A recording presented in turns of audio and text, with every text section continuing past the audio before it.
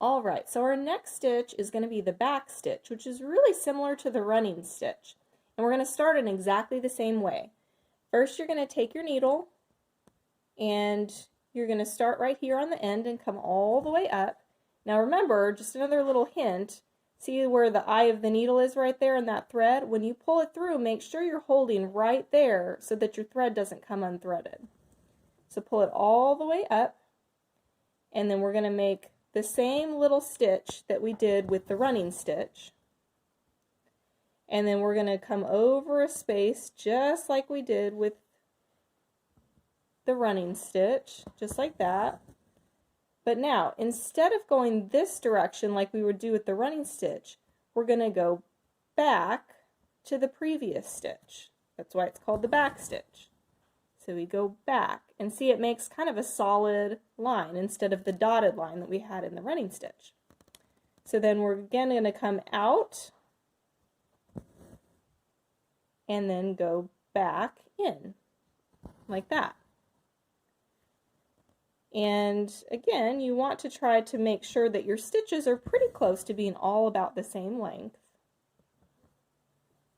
And you're just going to continue on like this.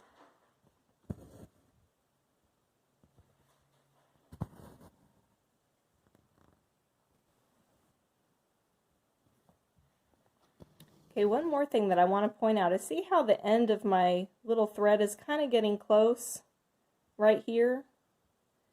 We want to actually kind of pull on the thread so that our tail gets a little bit shorter, because we don't want both threads to get stuck in our fabric.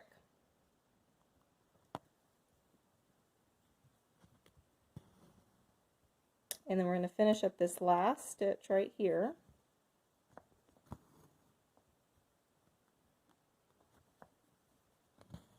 Okay, so mine are not exactly perfectly straight, but I'm also doing it at an angle, so you'll have it right in front of you, so you can probably get it a little bit straighter than me. We're going to finish this off the same way that we did the running stitch, where you're just going to kind of slip your needle underneath some of your stitches right here,